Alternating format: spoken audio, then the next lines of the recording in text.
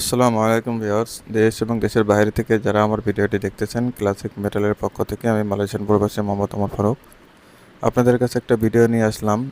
খুব গুরুত্বপূর্ণ ভিডিও। যারা গেটের পিছনে গোল্ডেন কালার শিট এরকম ফিক্স করে নেন, তাদের জন্য দেখেন কীভাবে ময়লা পড়ছে, স্পট হয়ে আছে। আপনার এটা হাত দিয়ে পরিষ্কার করা যাচ্ছে না, কারণ এটা ময়লা পড়ছে। ময়লা পড়ার কারণে সাথে সাথে পরিষ্কার না করার কারণে এটা ময়লা একটা দাগ হয়ে গেছে। তো আপনি এটা চাইলেও আর পরিষ্কার করতে পারবেন না। দেখেন নিচে কেমন একটা দাগ হয়ে আছে, নিচের ময়লা তুপ হয়ে আছে একেবারে। আপনারা এটা কীভাবে পরিষ্কার করবেন? এটা তো সাধারণ বিষয়। গেট লাগানোর সময় তো বোঝা যায় যে আসলে এটা পরিষ্কার করা যাবে না। আসলে এটা যখন লাগাবেন তখন দেখতে অনেক সুন্দর লাগে, কিন্তু 2 দিন পরে মনে করেন যে যখন ময়লা পরে দাগ হয়ে যায়, ময়লাটা পরিষ্কার করতে পারে না, তখন গেটের সৌন্দর্য নষ্ট হয়ে যায়, নিজের কাছে দেখতে খারাপ লাগে। আর আপনারা এই ধরনের গেট তৈরি করতে চাইলে কখনোই পিছনে ফিক্স করে নেবেন না।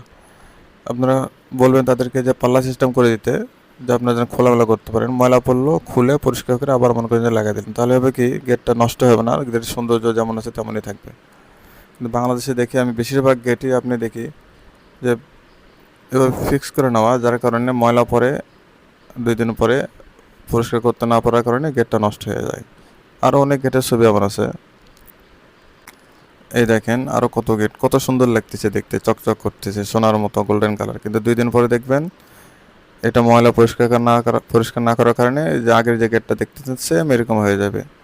তখন আপনার এর টাকাটা শুধু অপচয় হবে, আর কিছু না।